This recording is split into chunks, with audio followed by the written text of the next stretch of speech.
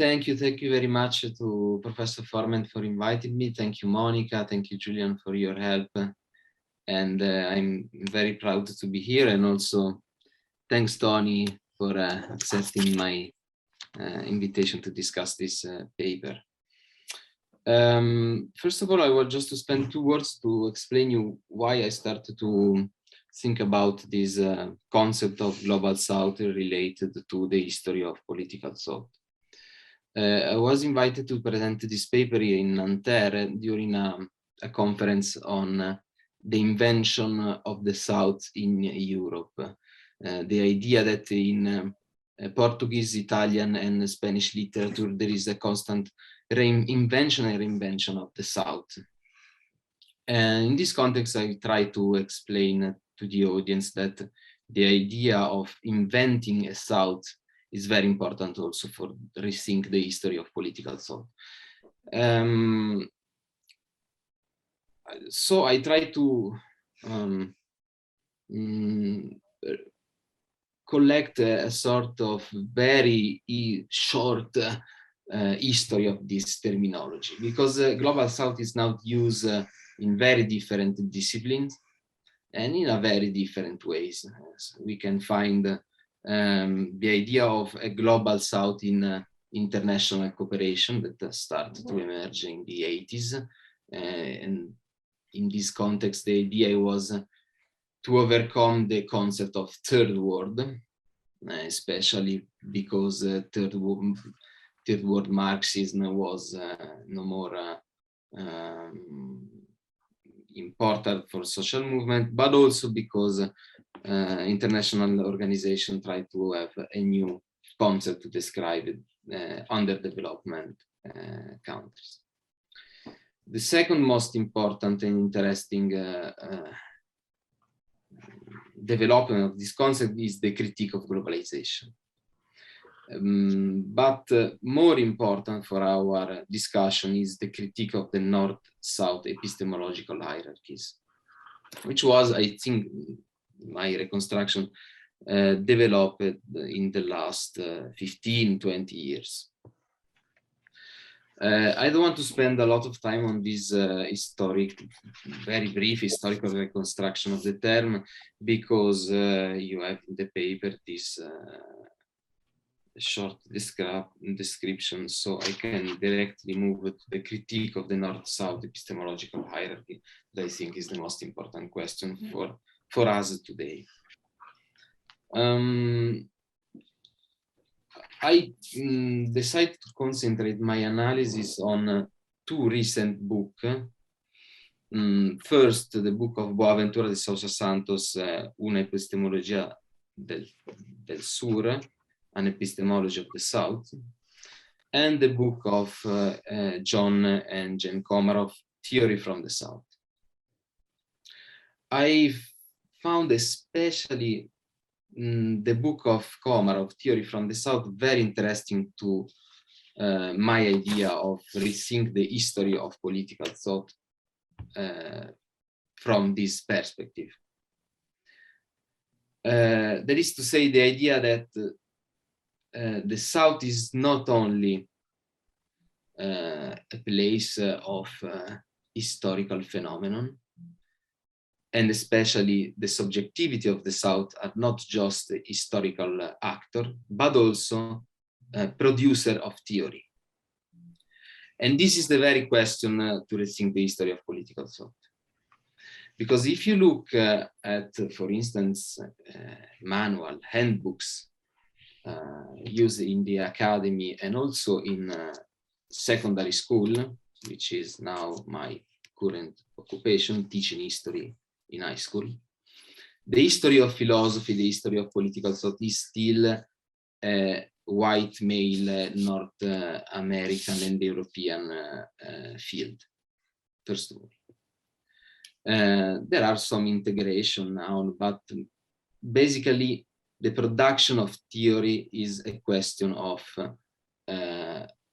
Europe, the North, or is an extension in the United States and North America.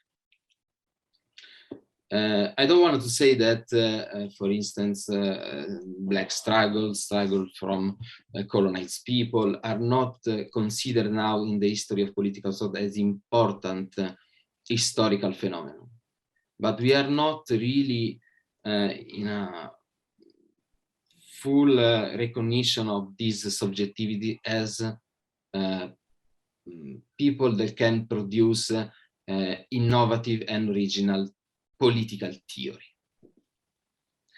And the most interesting proposal of Komarov was the fact that the Global South is also a space of anticipation. In their word, the South is the prefiguration of the North, both in terms of the forms of capitalism and of the forms of social and political resistance. Starting from this idea, I try to rethink this notion, the Global South, from an historical perspective.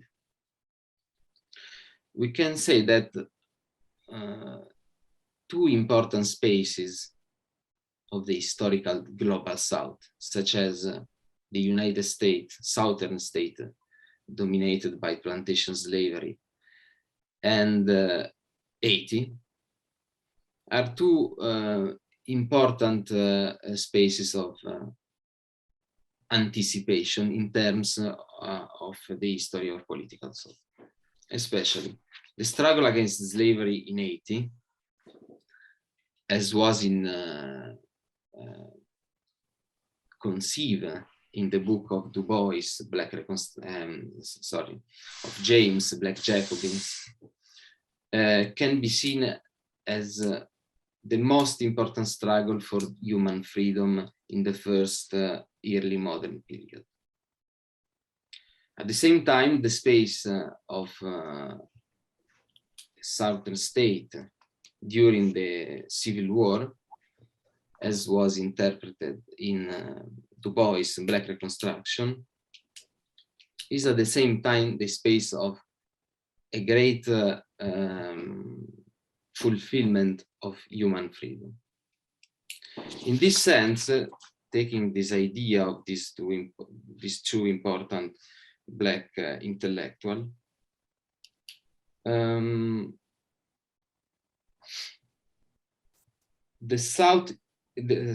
North is not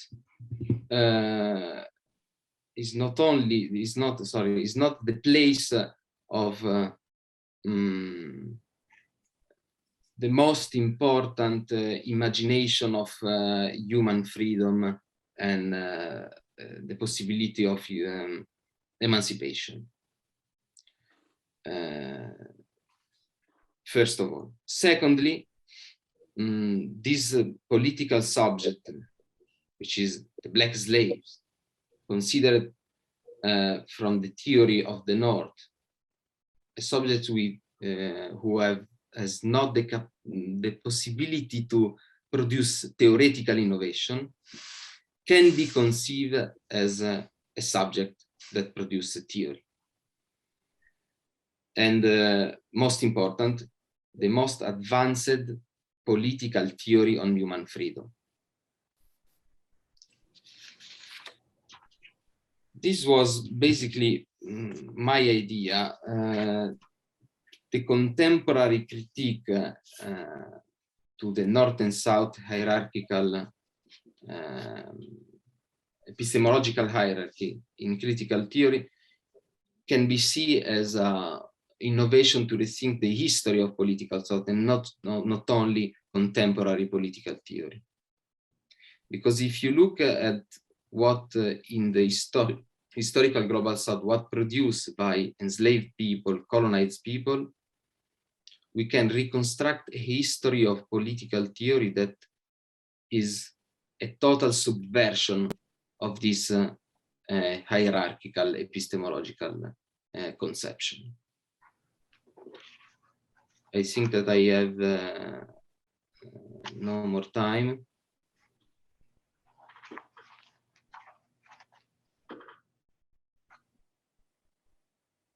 If you need like a couple of more minutes, it's totally fine.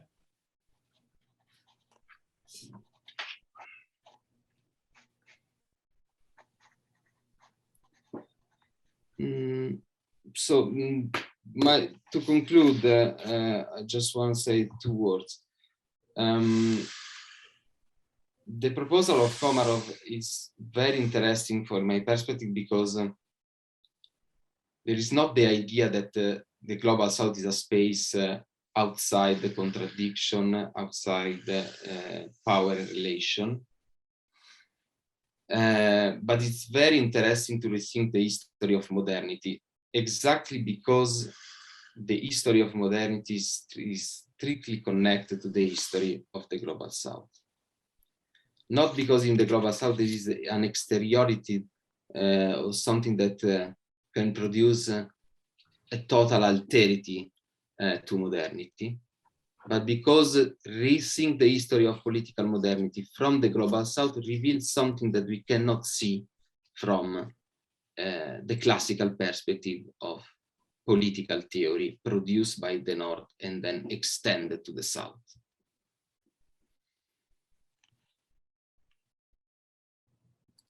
Okay, thank you, Lorenzo. So now, Professor Bogues, you have around 10 and 15 minutes to deliver your remarks, and then we will invite all the participants to join the discussion. Thank you. Thank you very much.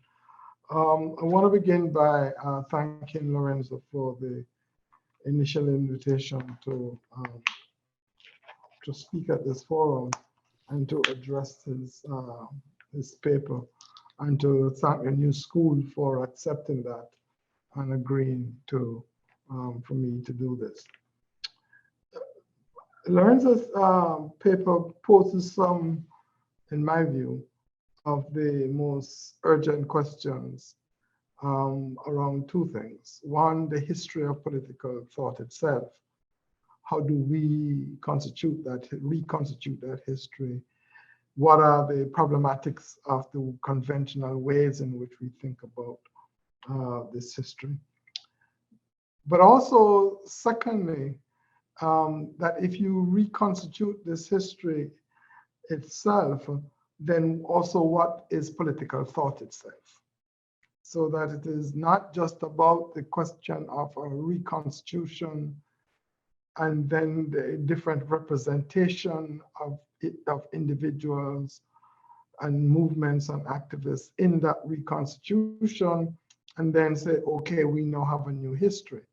Is that how does the actual reconstitution itself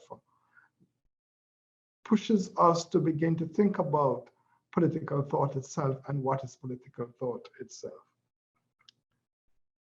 The other thing I think that's important in the paper is that it raises the questions about radical anti-colonial thought and radical anti-imperialist political thought.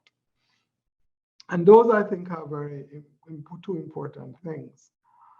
That there is a way in which questions of decolonization or even post-colonial thought is actually understood and grappled with today that excludes radical anti-colonial thought, that except Fanon.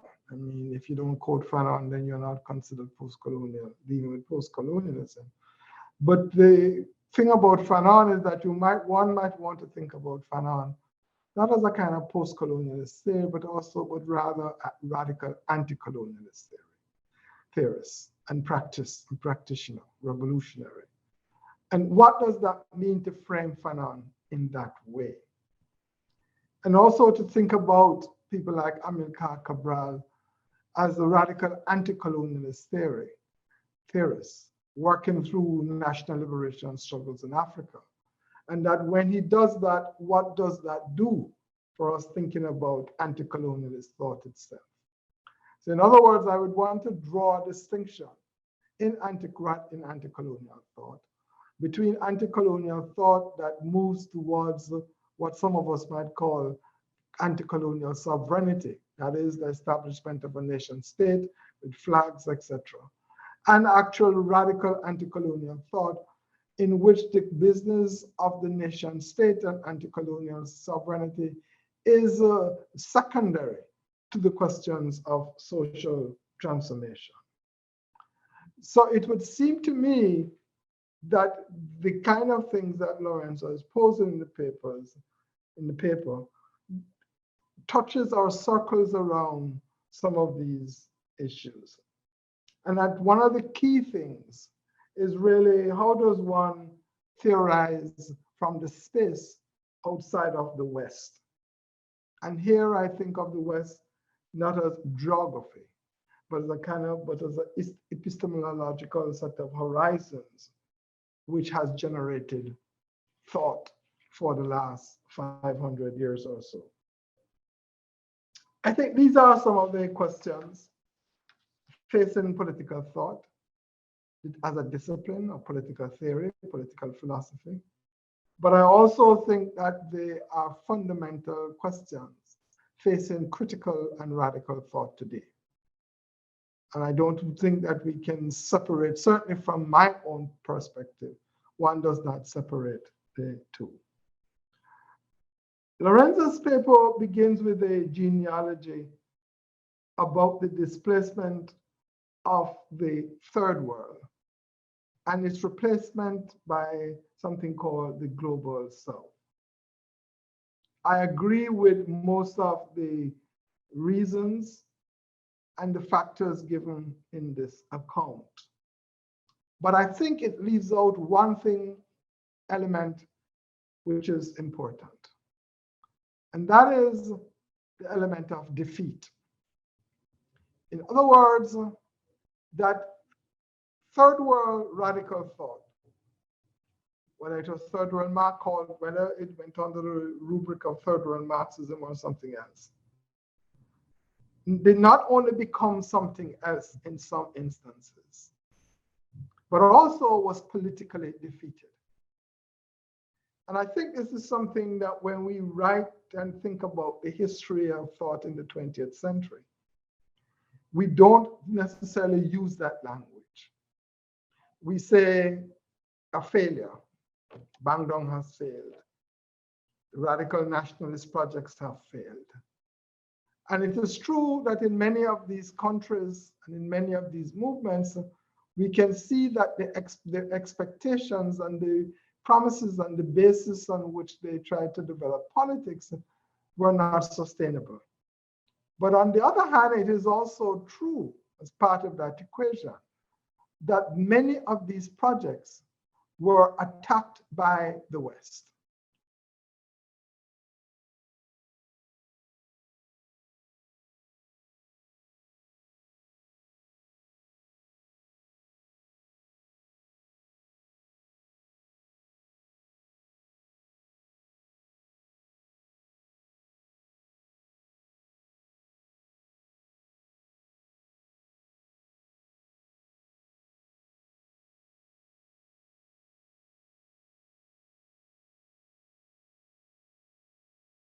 And would create a new possibilities for human beings generally.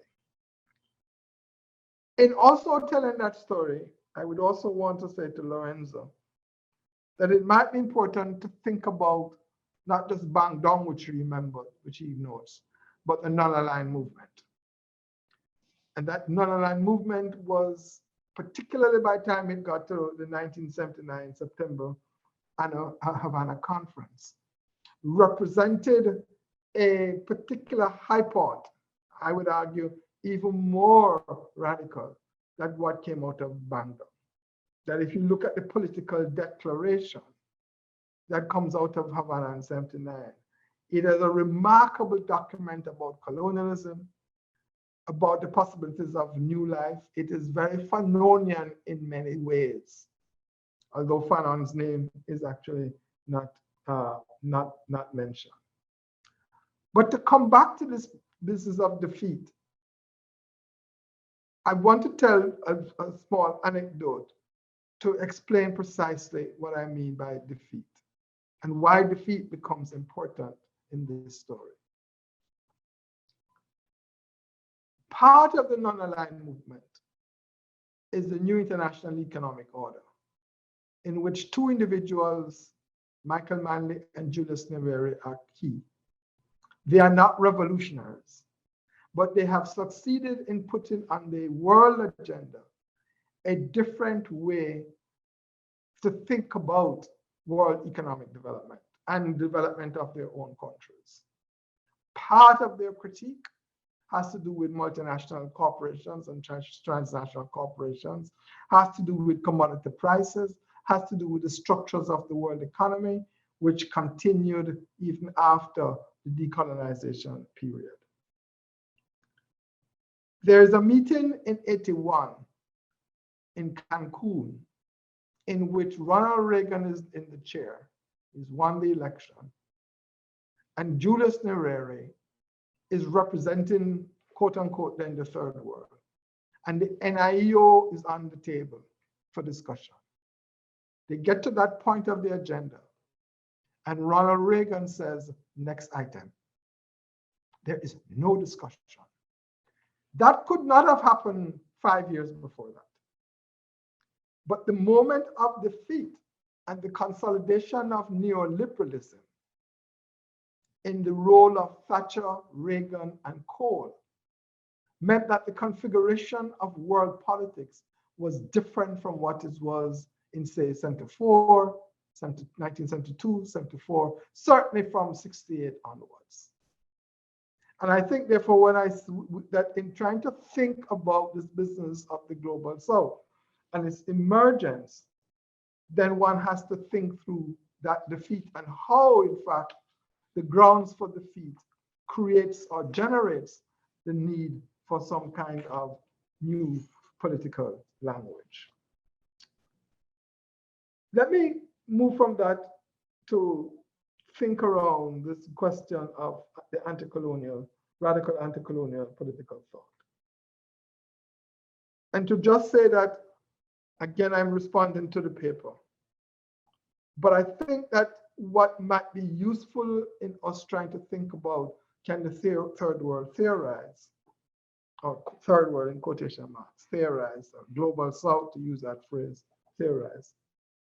It might be useful to think about the questions that radical anti-colonial thought raised itself, and whether or not some of those questions are irrelevant today, off the table, or whether they produce openings that we might want to think of. And there are three figures that come to mind immediately. Fanon, obviously, but Amilcar Cabral comes to mind, the leader of the PAIGC in Guinea-Bissau, and also Walter Rodney. And what I would want to do is to suggest is that the business of anti-colonial is not now just a business of decolonization, whether it is decolonization by constitutional reforms in a la Ghana, 1957, or India, 1947. But really, decolonization is about this question of national liberation. And national liberation is a specific form of decolonization, which Cabral theorizes extremely well, particularly in trying to think through the question of the application of Marxism to revolutionary theory. And the speech in which he does that is a speech he gives in the 1961-62 in Cuba at the Tricontinental Conference. Why is this important? It is important, I would want to argue, because the colonial project is not just a project of political, creation of political territorial control, nor of a kind of political economy of extraction.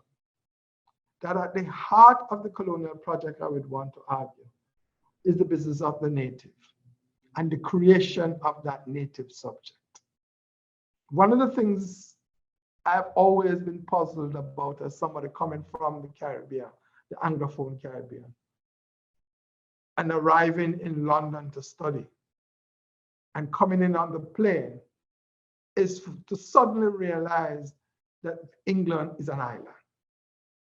Even though I'd studied it in geography, it didn't hit me until I actually was coming into Heathrow. What's the purpose of that anecdote? The purpose of that anecdote is to think about the ways in which this island, for over hundreds of years, the sun never set on the British Empire.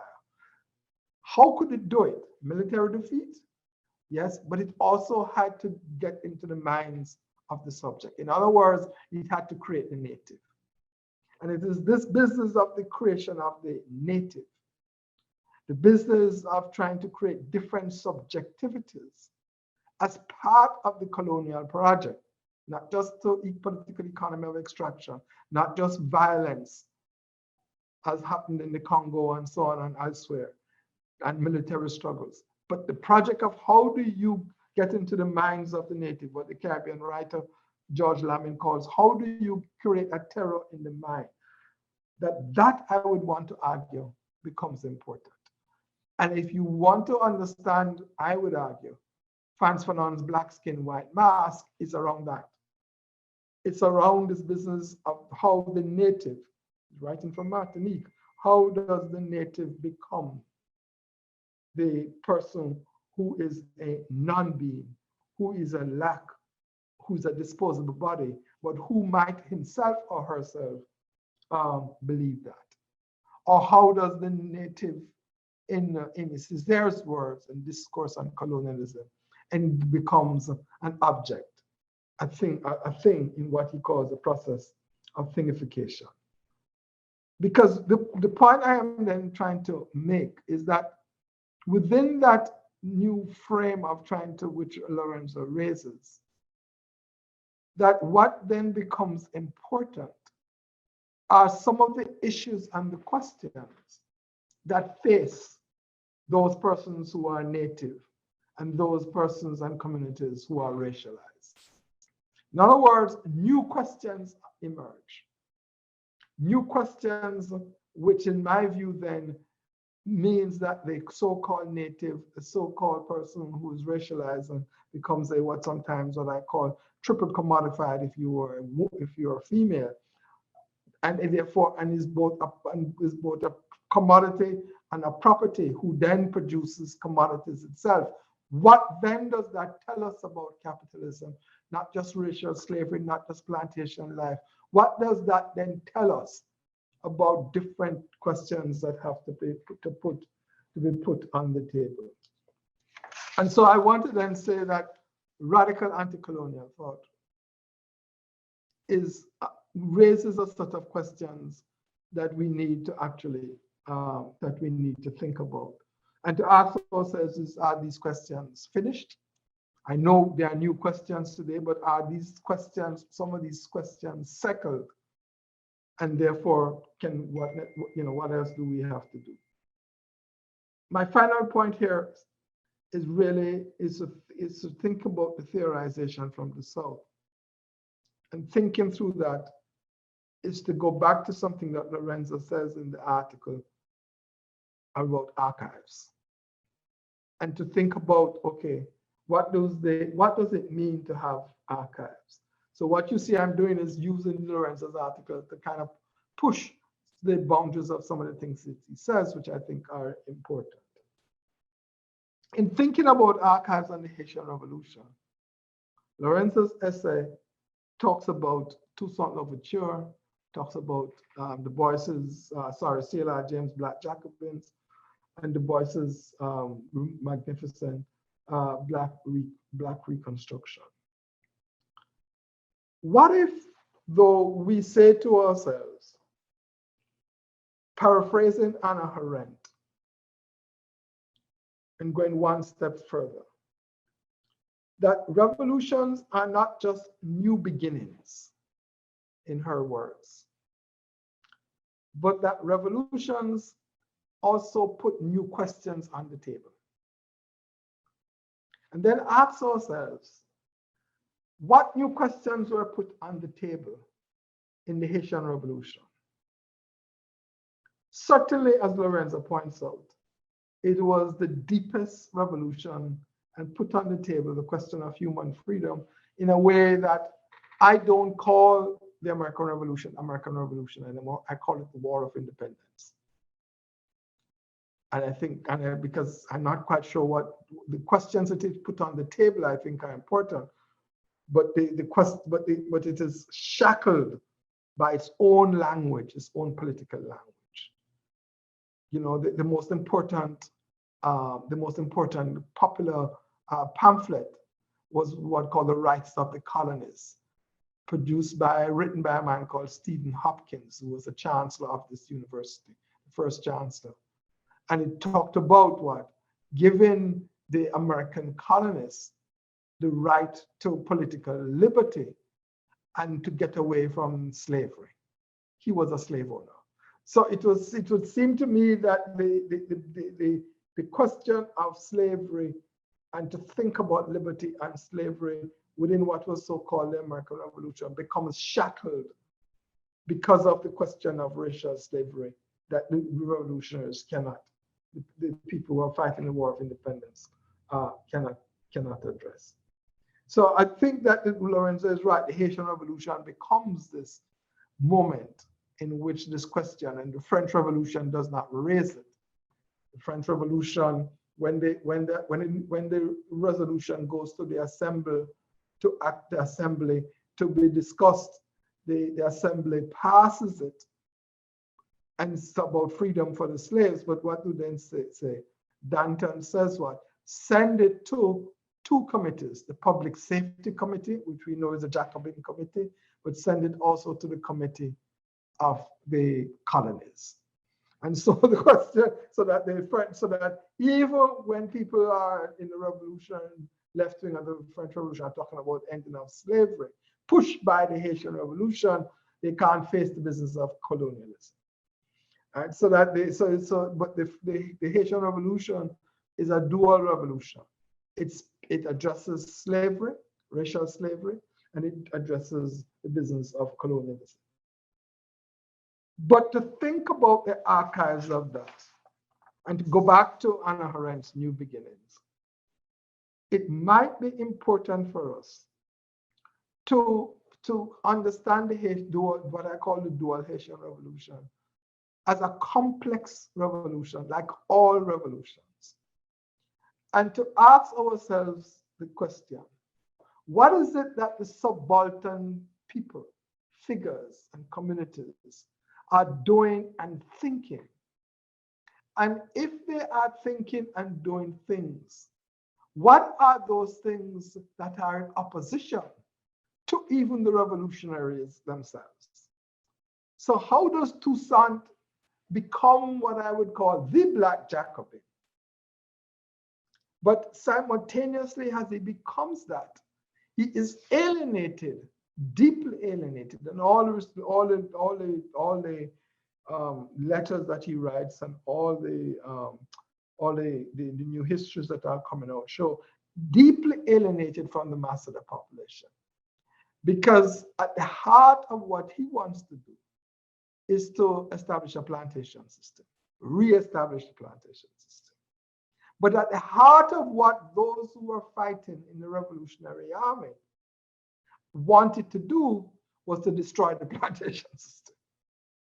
And so that therefore to begin to think about then in that, how that in that revolution, this question of the plantation and what the plantation means for the world, particularly for the Atlantic world. And what is it that these revolutionaries in these revolutionary armies, what is it that they were arguing and fighting for? And how in fact, whatever they were fighting for was more than the ending of slavery, was perhaps something for a different kind of life, or what that kind of life means. And therefore, in the end, to think, okay, how can we do that? Where can we find those archives? And I think I've had this discussion with Lorenzo, but I can't remember. But part of that discussion and part of where we can find it is actually in the religious songs and the religious forms of those persons. And I would want, I'm going to end, but there's a voodoo song that says the battle continues, that begins with 1503, they took us from Guinea. children, you hear, let's work together, and they make us slaves. Children, hear us, the battle continues. And then it gives a whole list of things that include the value, etc. And that goes right up to the present to talk about that the battle continues. In other words, there's a kind of genealogy which is plotted in this song called The Battle Continues, which does not stop at the revolution, which actually goes beyond the revolution. My final statement is this, that part of thinking about modernity, not all of it, but part of it, and I hear you, Lorenzo, about the Comoros, but we can talk about that. I have a different read on it. Part of thinking about modernity is that we think about modernity at the level of ideas through enlightenment, etc. And then at the level of economics through capitalism. And if you are thinking about Marx, you think about Manchester and so on. The way I like to think about it these days is what happens if modernity does not begin with Manchester and the Enlightenment, but actually begins in the hold of the slave ship? And how can we, and I would then want to add to that, and in addition, begins also with the dispossession of the native people in the Americas. And therefore, to think through those things as not the underbelly of modernity, not the other side, but actual that the modern itself is around that. And that to begin to think about that means to reconfigure political thought, history. And then this is why I say to then reconfigure what political thought means itself. Thanks.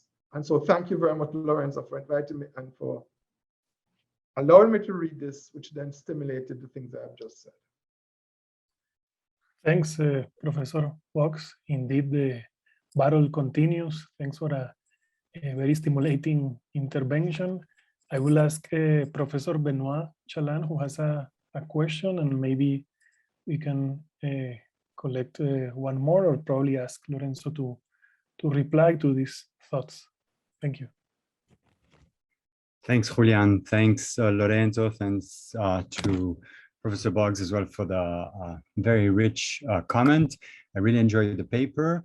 And I'm absolutely in agreement with what Professor Bogues mentioned about the North problematizing also as a question of the West and the Cold War politics and all those interference.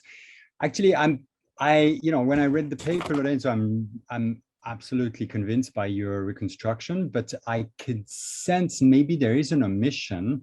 And if we're going to talk about Global South, then maybe we should think about the Chinese perspective on the Global South. And here I must acknowledge an intellectual debt to a PhD student of mine who works on this period of the non-aligned period, Bandung, etc., working on what, for example, the Third World means from China in the Mao period. Mao, I think in 1974, when he was discussing with President Kaunda from Zambia, he made this alternative split between first, second, and third world. The first world was Soviet Union and United States. The second world was the rest of the capitalist societies. And the third world was Asia, Africa, and Latin America, in which China was part of it. It's part of the Sino-Sovietic rift, but it was really trying to put China in the South. And I think this is an issue that we might need to consider if we want to understand the Global South, and maybe that it's not an omission, but we tend to overlook China for all sorts of reasons. But I think it could create I think a productive circuits of reflection. Maybe that would also inform why we have this bizarre category of the BRICS, right? With Russia and China as part of the southern countries. I mean, those are former empires, both the Russia and China. And it's kind of bizarre that they're with Brazil, India, South Africa. So, you know, it might also be a leftover of this Cold War period. And I think it could be a profitable, that's my impression, but I don't know enough, and I rely on this dissertation from this PhD student. But I think the Chinese perspective could be added, and that would also go back a bit more in time. I mean, you start with Willy Brandt in the 1980s, and then the theory of globalization, etc. Maybe it could also be interesting to look a step back more in time and include the Chinese. So that's my question. I have to apologize that I can't stay for the whole session, and I will have to log out. But I really wanted to lodge this question, and I'll look forward to hearing your questions if you can't address it now. Thank you, Benoit. Maybe while we wait for any additional questions, Lorenzo, if you want to maybe react to Professor Bogues and Benoit's comment. Yes, thanks. Thanks, Professor Benoit, for your remarks. Of course, China is very important. I don't know very well the history of this country. I don't know very well the position of the actual debate in China on this question. So I have not the capacity to really address your question, but it's a very important question. And also to answer to Bogues, to Tony's question of the defeat. My impression is that this concept of global south is very ambiguous. It's very difficult to use it. And I try to explain this in the first part. First, because there are actually now in this concept also places like China, former country of Yugoslavia, Russia, and so on. Secondly, because Global South can be used also by the neoliberal discourse in a very different way compared to our interpretation. But is it very useful to speak about this country as Global South? I think yes, but of course this transition of from the third world to the Global South has to be rethink. You have to do what, Lorenzo? I didn't hear that. I have, and we have to rethink this transition from the concept of third world to the concept of the Global South. Yeah, sorry, I didn't hear that. The idea was, okay, Global South is very used now in contemporary literature, but he really tells us something. It's very useful as a concept, or it's just something that can use from a neoliberal perspective, from a perspective of critical theory, from the perspective of international cooperation, and so on and so forth. If you can use this concept for everything, probably is not very useful to understand and to a new history of political concept, of political theory, and so on and so forth.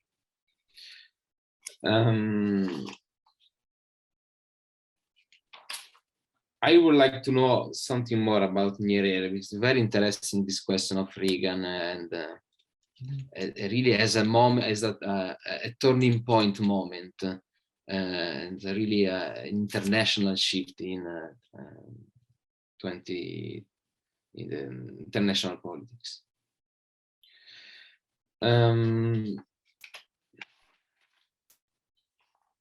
On the question of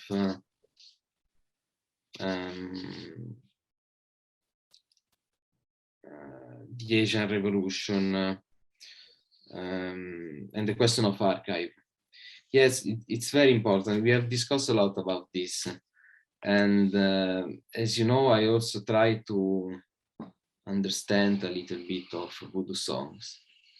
But this is always my personal problem, which I try to overcome. I am still in this critique that I made of the history of political theory is also a critique of my way to see political theory.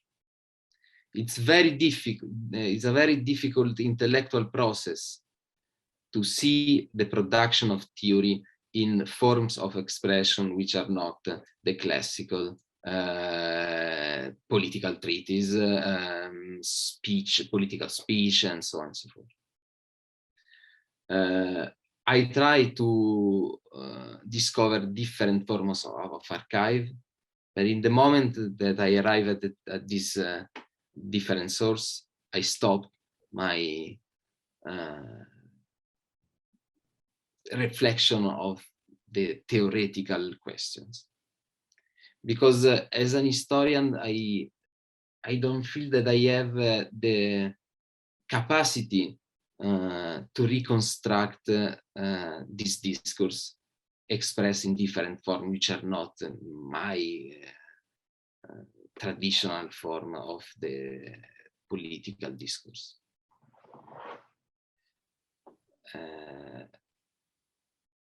I saw that there is probably one question by Clara Mattei. Yes, I think that we have Carlos probably was before me, so I don't know. Carlos and then Clara, if you want. Let's see. So Carlos, do you want to go first? Can I ask the question, or should you go first? Because you had your hand up first. I have three remarks. The first one regarding China and the Chinese perspective. There's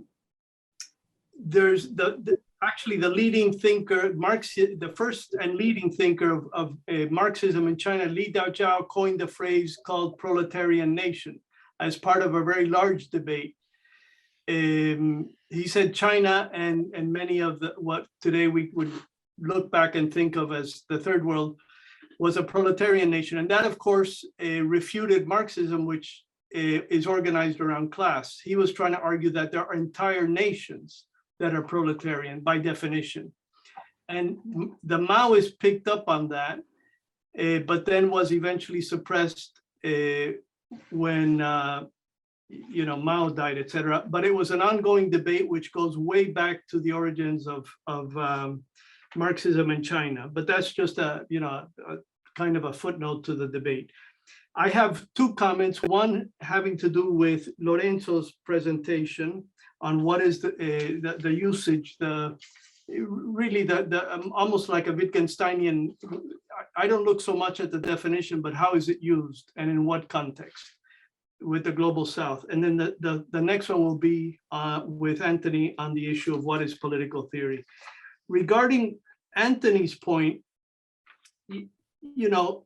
it seems to me, in a sense, it's troubling that, at least as I understand theory from the South, the Komarov argument, when they speak of the South being an anticipation of processes that will emerge in the North. Why? Because in a sense, it duplicates developmentalism as a mode of thinking. Some places begin and others follow. So although they're subverting developmentalism, at the same time, they're reinstalling it by a developmentalist logic. And the second reason that I find this mode of thinking, at least as I understand it, a little troubling is because many scholars who follow this line of reasoning are using the global South almost as a way of Mao-Maoing the North. Everything that comes out of the South, Peter Gashir's argument about autochthony and belonging, starting with Cameroon and the whole Western Africa, has now installed itself in Europe, and this business of communitarianism as having deep roots in third world countries, or the informal economy now moving with the precariat, what they now in Europe call the precariat, moving to the north, or authoritarian populism in the South now being spreading to the north. in all the cases that I can think of, the South becomes a warning, a menace, not to be emulated by the North. And so again, by using this developmentalist logic, in a sense, it's a kind of a perverse argument, because it's reaffirming the superiority of the North, this time under the guise of bringing the South into the argument. The last point that I want to raise with you, Lorenzo, before I get on to Anthony's arguments, has to do with, you know, I think of, as I understand your presentation, you're saying, and also it's contained in Anthony's presentation, the plantation as a centerpiece for the Black Atlantic. And it's, in a sense, as I understand it, you know, when the debates were coming out of India, the post-colonial, it was, you know, Chakravarti and Chatterjee's business of time one and time two. And then it moved, if you will, to Latin America with decolonial, which is epistemic challenges. And now it seems that the moment in the debate of the global South has to do with the Black Atlantic. And in a sense, we're reproducing, you know, we're going from India to Latin America to the Black Atlantic. And I don't know if they can all be contained in this debate about global South. I'm not even sure I would want to homogenize the global South. I don't know if it exists. It seems to me that it's a category. I'm not so sure what it does for us. I think it flattens differences in ways that are disturbing. Anthony, the issue of political thought, you know, I'm not so sure that, I mean, I agree with what you're saying. We have to examine new sources. We have to work with new kinds. We have to create new kinds of archives. It's not an easy thing to do, especially if you're a scholar. We don't control the archives. We can read archives differently, and that's all very important. But it seems to me that one way that we can rethink this is to departicularize local practices and de-universalize concepts that are granted the status of universals.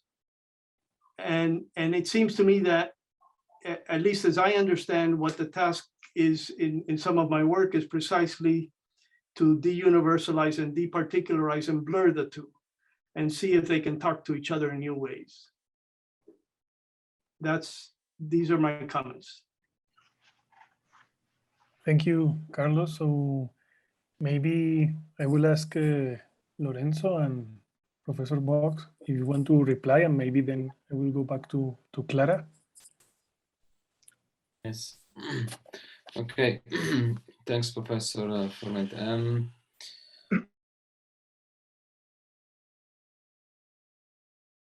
A new perverse developmentalism. In fact, there is a little contradiction in my paper, because I start to say that Black struggles can be seen as an anticipation of something new, but at the same time I said that they reinvent the concept of freedom. So the question is not that they anticipate something that is not already expressed in the North, but they really take some words from the political discourse of European languages to express something different. For instance, the political use of the French term liberté is just the using of a word to express a political and social practice which is very different from the French political discourse. So maybe this idea of anticipation, that in fact for me that I am an historian, is quite something very dangerous to use, because there is also the problem of anachronism. I don't know if they correct in English, anachronism. Yes, sir. And the question of the use of Global South in contemporary debate on plantation, history of slavery, and the Black Atlantic, yes, it's not used, not at all. Global South is something which is not particularly, in my opinion, used by this historiography. And maybe it's not necessary to use this concept. My idea was, if we can, my idea was we can use this terminology to rethink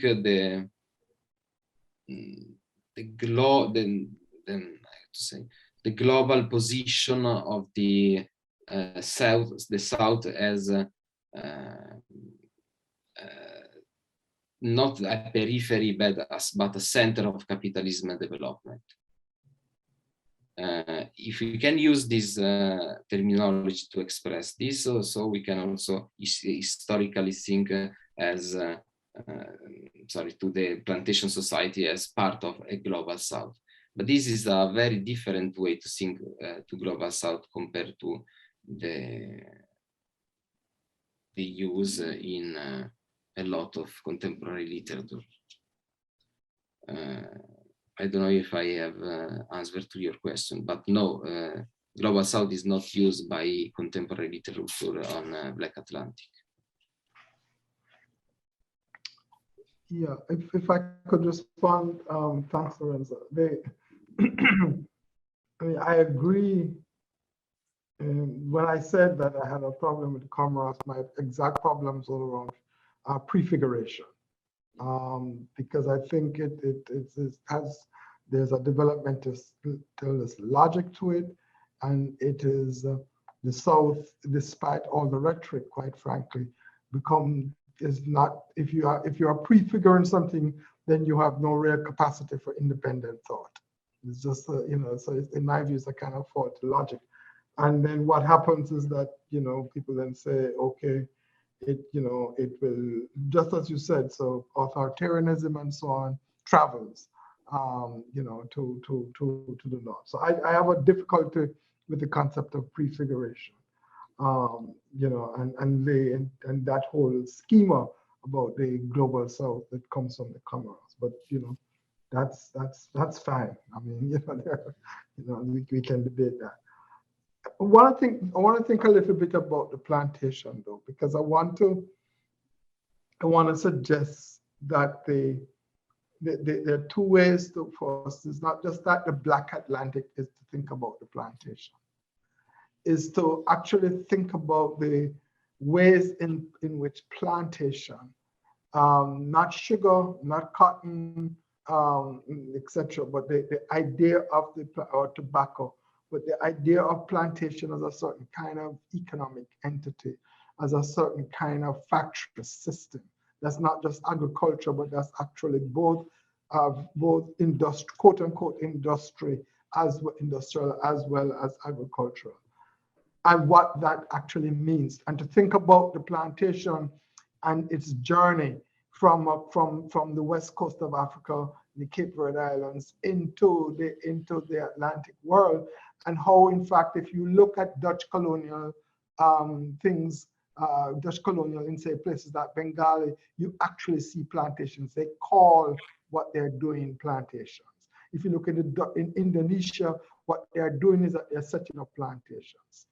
And so and that's not me, that's the language that the 17th and 18th century people use, the historians, the so-called travel writers use when they are describing these places. And even, quite frankly, the artists, the art that is produced in these places at the Rijksmuseum, for example, there's a whole set of art around the Bengali plantations, Jakarta plantations, okay? So it would seem to me that what one is looking at is the way in which plantation becomes a certain element, a certain repository, economic, social, political, etc., repository of the ways in which capitalism is operating. And that's the point I want to make.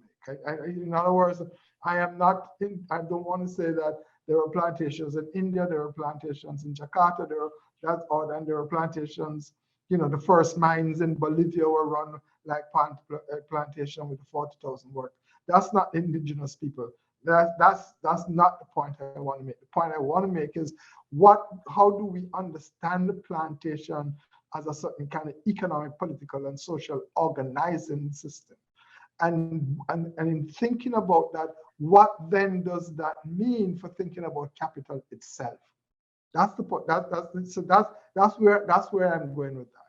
In other words, in terms of trying to tell a different story and the history, because on the histories of capitalism, for me is part of the history of political thought is also about a history of capital in many ways, right? So that, but how? Okay, because we all have to read Marx in our second or third year and so on, and when we study in history of political theory or political thought.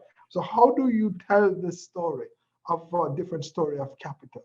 And if you tell this different story of capital, that does not include a kind of primitive accumulation, right? Which Marx takes from Adam Smith, but to think about what I'm calling in my work original accumulation, which is even a very clumsy way to talk about it. But to say that there are a set of historical processes that have that begin there, then what new questions are opened up? That's my point. So that I give you just one concrete example. The economic and philosophical manuscripts is of Marx in the 1800s. They at the heart of, not at the heart, but very much part of what is working through is questions of alienation. If you think about an alienation that has to do with making of commodity and workers and surplus value, all those kind of things. But if you begin to think of of enslaved people, if you begin to think of dispossessed people and so on, the question of alienation is not central. It is there, but not alienation in the way in which Marx is talking about. It's a different kind of alienation. For the dispossessed is about the alienation from land. Is a certain kind of dispossession that happens. For the racialized slave, it is he or she is a property and a commodity. So the question of alienation, isn't come from the commodity he or she produces. He or she does not want to produce this kind of commodity. So it's not that they produce a commodity and then are alienated from it. So that my point is that therefore fundamental questions are then posed in this different historical trajectory, which is the point I'm trying to make. And that therefore we read the archives and we have to read against the grain of the archives, obviously. But I also think, and I hear Lorenzo, and it has, I would say for myself, it has taken me years to get to that because, I'm trained in political philosophy.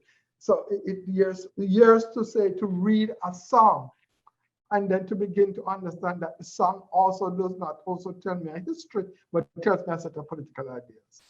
One almost has to kind of abandon the set of categories that you are taught in the classroom by some of the finest thinkers.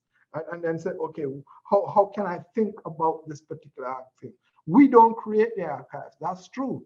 But the question is, and it's, Lorenzo says, Spivak, can the subaltern speak?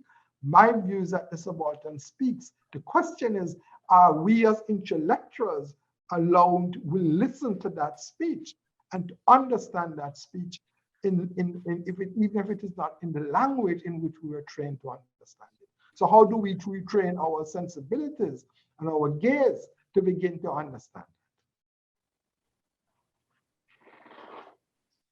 it? Okay, thank you. We now have Clara, Matei, and then Jay Liu. So Clara, if you want to ask the question. Thank you. I have a question because I would like to also have Cesar, who's here with us, and maybe say a couple of words about his work. The point you were discussing how one could also rethink about the boundaries of history of political thought and what it doesn't mean to history of political thought.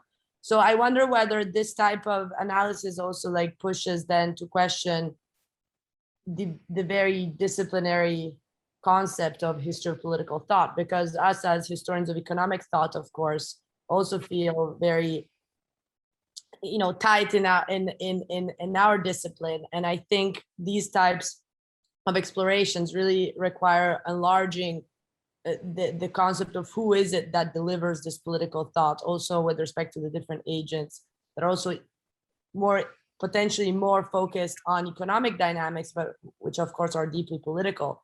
And that's actually what César is doing right now in his dissertation. He's here with us. And I think that could be also a fruitful dialogue to start having, is how to re-expand the category of political thought to include also economic theorists that are, you know, of course, who want to give a sense of themselves as being purely economic theorists, but clearly they're doing something much larger than that. Thank you. That you want to add something on that? No, I mean, I agree. I mean, entirely. I can't speak for others, but I mean, I agree. And,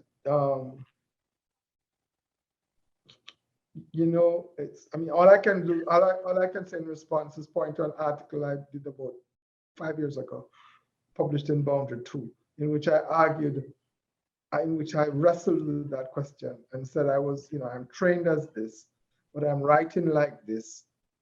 And then I have a footnote that says, perhaps I should just become undisciplined and don't follow any discipline, but then allow the actual question to shape what it is that I'm, and to push me in the direction that, in terms of trying to answer the question. So that, I mean, I think that one is, you know,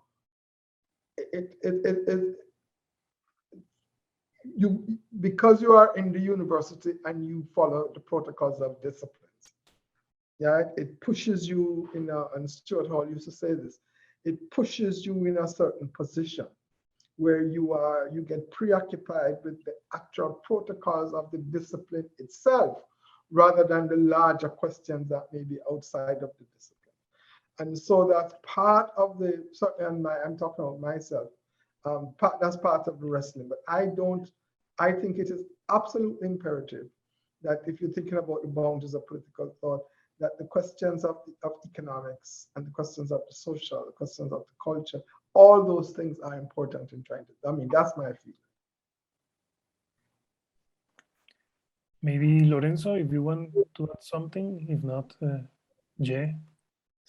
Yes, I agree with Clara, and I just want to say that probably history of political thought, at least in Italy, will disappear in the next 10, 15 years.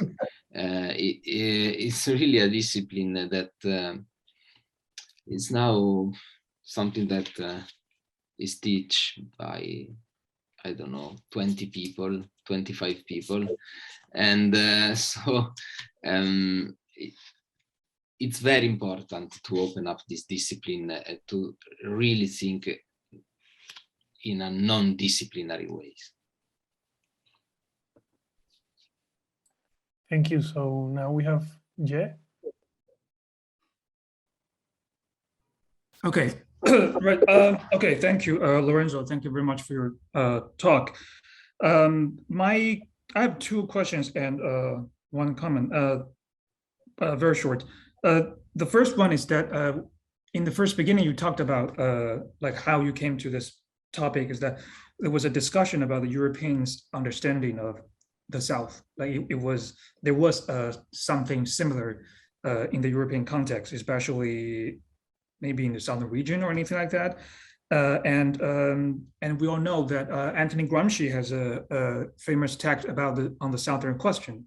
So I wonder, do you have any?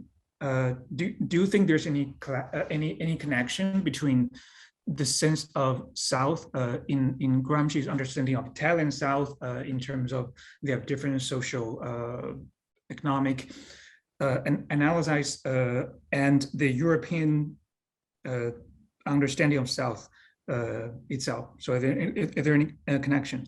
And the second question is that I've found that there's absence, or maybe not absence, but literally there is an absence of socialism in your research. I know you're talking about global South or third world or the counter capitalism, things like that. But I do think that in the 20th century, for instance, in Hobsbawm's term, the radical 20th century, the short 20th century, which was characterized by revolution, we cannot simply talk about third world or socialism one without each other, the other.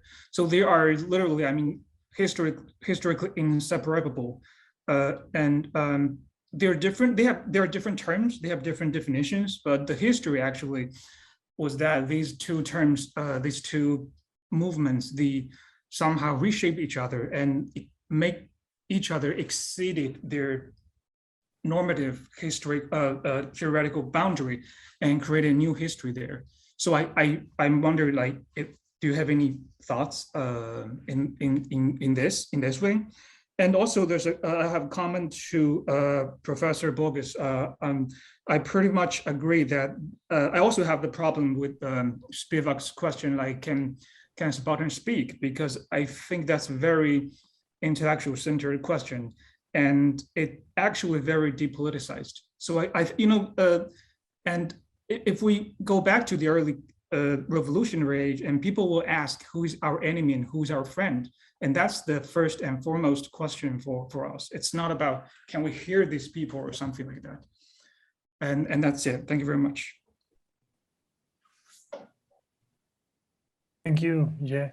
So Lorenzo, if you want to reply, and then we can later collect. Yes, thank you, Jack. Yes, of course, Antonio Gramsci is always a source of important inspiration.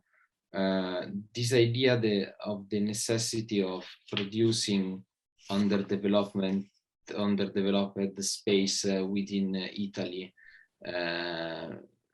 for the capitalist development of the North is the first point that I learned from Gramsci when I was in high school, first of all. So yes, Gramsci for me was the first author in which I found this question, how the South is constantly produce and reproduce for a developed North. I really don't understand your question about socialism. Your point was why I have not discussed socialism in my paper. Yeah, similarly, because I think, okay. Yeah, please go ahead. Okay. Yes, there is, well, I don't know why, but for instance, but you mean socialism as a social organization, or socialism just as a political movement and so on? I mean socialism as a... I think, well, I'm just a talking system about of economic organization. Because no, for I'm instance, talking about in the socialist revolution or the socialist movement. Okay. Yeah, as you said. Yeah, yes. Because in my understanding that if there's no socialism or the communist movement, there will not be something we call third world in the 20th century. Okay.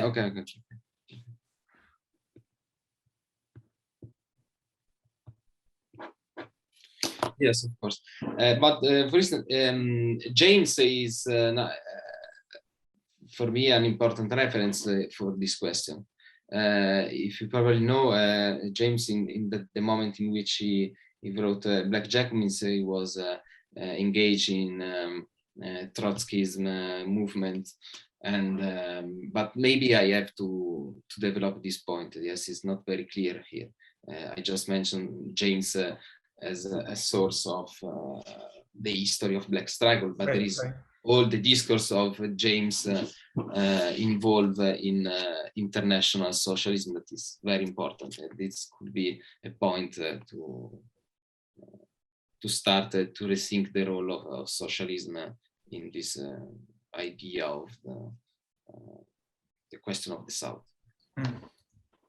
Yeah, yeah, and I think it might be helpful if we think in this way, like when we're questioning the North-South division, this kind of epistemology, it's really interesting to retrieve the trialectics in the 20th century. That it's not only about the bipolar Cold War, and also it's not about the metropole and the former colony. It's actually about they have three roles are playing with each other. Yeah, that's my understanding. Okay. Yeah, thank you. Thanks.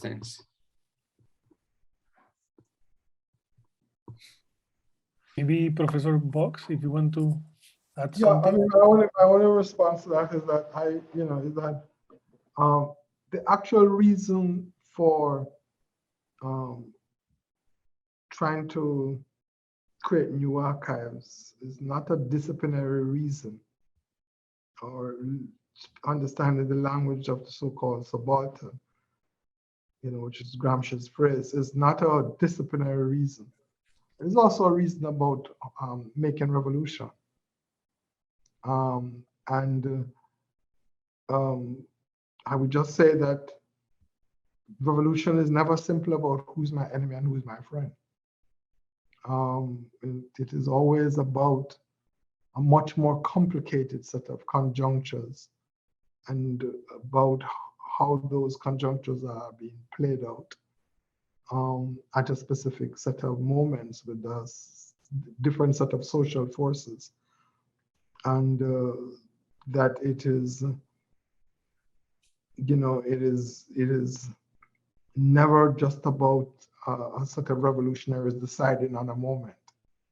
It is also always historically, certainly from the 20th century onwards, about ordinary people, whether you want to call them workers, peasants, in motion, trying to do certain things to change things, and that it to me is always about the kind of configuration at a moment, and then various historical moments in which who's my enemy and who's my friend is but one part of that equation of the issue. And that another part of that, and very important part of that, is always what is it that people are doing, and what is it that people are creating as they try to make a different kind of life. And for me, the archive, the radical archive, is and here I am very clear. The radical archive is about trying to understand what ordinary people, whatever category you want to put them in, call it, what ordinary people are doing at a specific moment, particularly when they are in motion. And when they do stuff, what is it that they create? And how those persons who consider themselves critical intellectuals, revolutionaries, radical intellectuals, how do you understand that? Because there is an entire archive, and what we have not done, if you ask me, either as historians of political thought or as radical figures, is to actually pay attention to that, and to begin to theorize, particularly if you're a historian, to theorize from that perspective. And to me, that's what is important. So that's how I would respond to that question. Okay, thank you. So this is, I believe, the last chance. If someone wants to add a very last question, this is the moment. If not, any last minute question? Yes, Cesar, so you have the last question. I have, thank you for the presentation. I have only a simple one, which is related with the first declination of the concept of global South in relation to the uneven development and the international cooperation. In some point, it seems that when you write that part in the last paragraph, I think, you mentioned that it became in some point as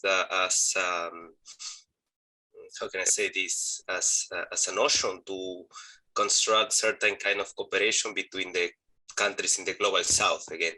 And I could arise the same kind of criticisms that Professor Formen already mentioned, which is related with the heterogeneity of the global south. Actually, most of these countries which are middle income economies or most developed economies in the global south, as the BRICS, for instance, have like, I hope that this is not a tough thing to say, but they have a certain kind of hegemony, and also they reproduce certain kind of patterns of coloniality in between the regions.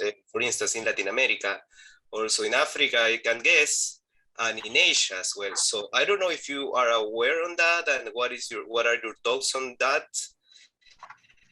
And which is a notion or this declination, and I am asking that because this declination is very useful for the studies of history of economic thought and the recasting of this history of economic policies since the Cold War. Actually, there are many cases in which certain countries during the 60s and 70s became like certain kind of points of reproduction of the imperialist power of United States, for instance, or from other kind of attempts to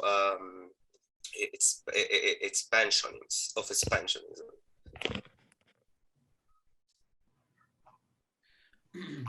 Yes, thank you, Cesar. Yes, of course, this is the reason why I think that this notion of the global south is very problematic, because there is not an homogeneity within this global south. There are centers of capitalist development which are within the global south, and there are, as you said, colonial relations within, or neo-colonial relations within the global south. Maybe this question of the notion of global, or as to understand, we have to understand the globality of this south, as Du Bois first said, the production of south also within the north. When he talked about the fact that within the United States, the most advanced country in the world, when he wrote this this word, there are places produced as underdevelopment place. So I agree with you. If you want to talk about China and Russia as part of the global south, we have to do it very carefully, and we have to choose what we want to say with this very general definition of global south. Maybe is a terminology that is too problematic to use it, and we have to find something different. Okay, thank you, Lorenzo and Professor Bogues. I believe that since Lorenzo is on the other side of the Atlantic, this might be the moment to close our conversation. I don't know if Monica or Carlos, you want to add something, a concluding remark, or if not, we will see you next February 22nd, 2022 with Professor Adrián Fabel, who will be talking about immigration, integration, and citizenship, and politics professor at NSSR and McNevin will be commenting. So thanks again to all for joining today. Thank you very much. I just want to thank both Lorenzo and Anthony for agreeing to participate. And at some point, I will try and schedule a private Zoom discussion with the two of you, preferably together, but if not, individually, so we can attend to other things that are on my mind, and perhaps you can help me think through them. For sure. Thank you. Thank you. Well, thank you all very much. And thanks, Lorenzo, for sharing the paper with us. No, thank you. Thank you, Tony. Thank you very much. Good evening and rest up. Thank you very much. Thank you, everyone. Bye bye. Thank you. Bye.